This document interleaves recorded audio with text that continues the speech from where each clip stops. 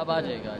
सरदार साहब बताइएगा आज कौन से केसेस थे और बिस्मिल्लाहिर्रहमानिर्रहीम। आज हम इंसदाद दहशतगर्दी कोर्ट में खड़े हैं और हमारे साथ आज खुशकिस्मती ये है कि शानदाना गुलजार साहिबा भी मौजूद हैं। आज सारी प्रोसीडिंग इन्होंने भी देखी। ये आज 3 मुकदमा थे हमारे जो ज़ेर समाअत थे। 28 फरवरी 2023 को ये मुकदमा दर्ज हुए थे। 2 मुकदमे थे थाना रमना के 153 और 154 और 1 मुकदमा था थाना संगजनी का 143/22 2022 का केस था। और ये तीनों केस ऐसे हैं जिसमें खान साहब को भी अबैटमेंट में रखा गया 109 में। बेसिकली ये केसेस काफ़ी अरसे से ट्रायल में चल रहे हैं और आज सिर्फ हाज़िरी ही होनी थी। उसकी वजह यह है कि चूँकि आइसोलेशन में आप इसका ट्रायल नहीं कर सकते, खान साहब जेल में हैं और बाकी मुलजमान यहाँ पेश होते हैं। जज साहब ने इन्हीं केसेस के हवाले से मिनिस्ट्री ऑफ लॉ को लेटर लिखे थे गुज़श्ता तारीख में कि ये या तो केस इनको ट्रांसफ़र करें वहाँ पर या खान साहब को यहाँ पर पेश करें। दोनों सूरतों में इस वक्त तक उन लेटर्स पे अमल दरामद नहीं हुआ, जिसकी वजह से आज केस में सिर्फ इतनी प्रोसीडिंग हुई है कि सारे लोगों की हाज़िरियाँ ली गई हैं।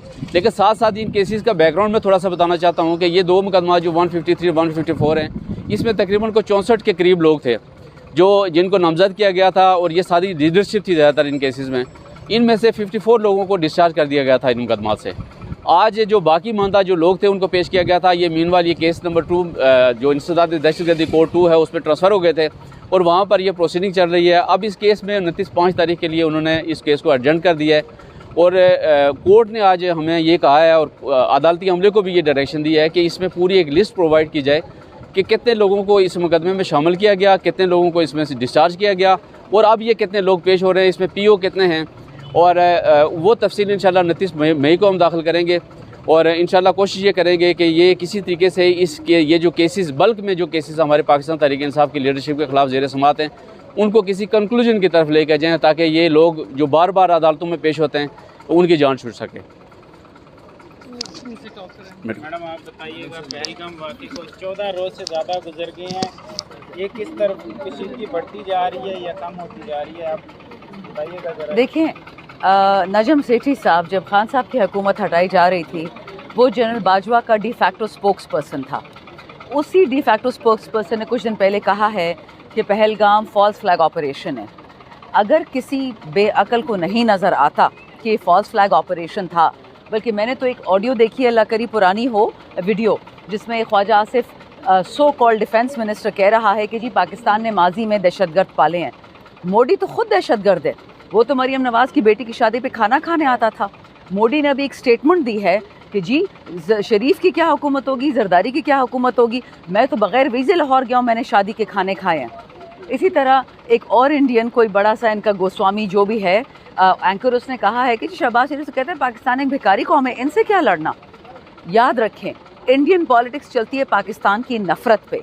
इनका कोई दोस्त है ये इसका मोदी का, अडानी उसका नाम है, उसका कोई फ्रॉड किया न्यूयॉर्क स्टॉक एक्सचेंज में। जब मोदी पे मसला आता है वो पाकिस्तान का रुख करता है।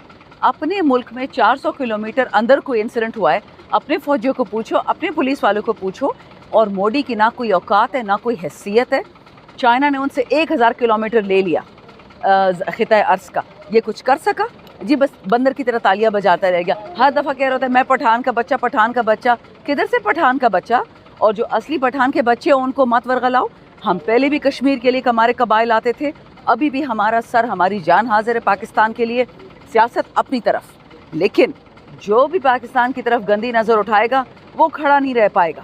हम एक अल्लाह के पैरोकार हैं, हम 100 लोगों को सजदा नहीं करते, एक रब के साथ खड़े हैं। पाकिस्तान 27 रमज़ान को इसलिए नहीं बना था कि गंदा मोदी आएगा RSS का भक्त, एक हिंदुस्तान आएगा और कहेगा जी हम पाकिस्तान के साथ ये कर दें वो कर देंगे। करके दिखाओ। पाक फौज और हुकूमत के साथ हैं आप? पाक फौज मेरी फौज है, मेरे टैक्स से हमारे जवान पलते हैं।